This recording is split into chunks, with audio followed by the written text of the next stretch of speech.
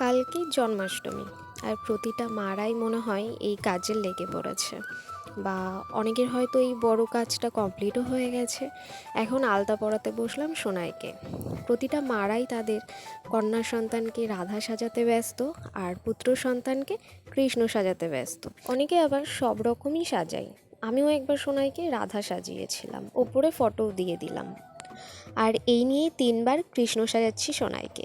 আর এই সাজানো আর ধৈর্য নিয়ে ফটো তোলা যে কী খাটনি, সেটা সেই সব মারাই বোঝে। কি সুন্দর পা দুটো লাগছে আলতা পরে, তাই না? হাতেও পরিয়ে দিলাম, রেডের সাথে হোয়াইট ডটও দেবো পরে। এইবার শুরু করি মেইন সাজানো। একটুখানি ডার্ক চকোলেট দিয়ে সাজানো স্টার্ট করলাম। 1 সেকেন্ডও চুপ নয়, একভাবে যেমন কথা বলা চলছে আর বারবার এদিক ওদিক করছে। এখনের সময়ে বেশিরভাগ মারাই তাদের সন্তানকে প্রতিটা অনুষ্ঠানে নানান রকম সাজায় আর ফটো তোলে। যেমন জন্মাষ্টমীতে কৃষ্ণ রাধা সাজানো, কোনো সময় মহাদেব সাজানো, গণেশ চতুর্থীর টাইমে গণেশ সাজানো। আর বাচ্চার যখন 1 মাস বয়স, তখন দিয়ে টানা 12 মাস পর্যন্ত প্রতি মাসে সুন্দর করে সাজিয়ে গুছিয়ে ফটো তোলানো। এইবার ধুতি পরানোর পালা।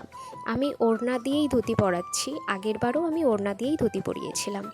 এই যে নানান অনুষ্ঠানে বাচ্চাদের সুন্দর সুন্দর ফটো পোস্ট করা হয়, দেখতেও ভালো লাগে। মানুষজনে বলেও যে কি সুন্দর লাগছে, আবার কেউ কেউ বলে কত সুন্দরভাবে বাচ্চাটা শান্তভাবে ফটো তুলেছে।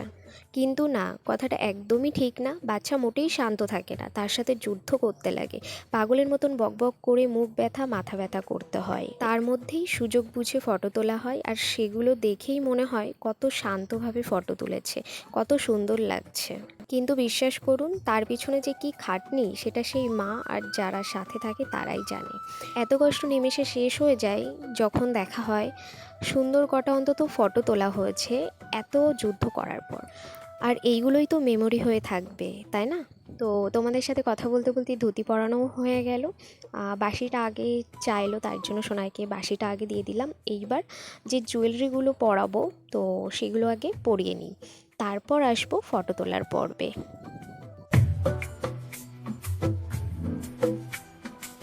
বাসি ভালো না।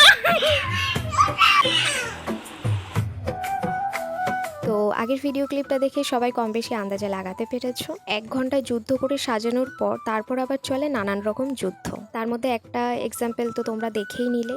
আরও অনেক ছিল, যে এক সময় বলছে জুয়েলারি খুলবে দিয়ে কান্নাকাটি শুরু, আর এক সময় বলছেন ড্রেস খুলবে। তো এর মধ্যেই কিছু ফটো তোলা হয়েছে, ভিডিও করা হয়েছে। তো তার মধ্যে কিছু ফটো তোমাদের সাথে শেয়ার করছি। তো সবাই ভালো থেকো, সুস্থ থেকো। আবার দেখা হচ্ছে নেক্সট ভিডিওতে। জন্মাষ্টমী সকলের খুব ভালো কাটুক, সকলকে টাটা।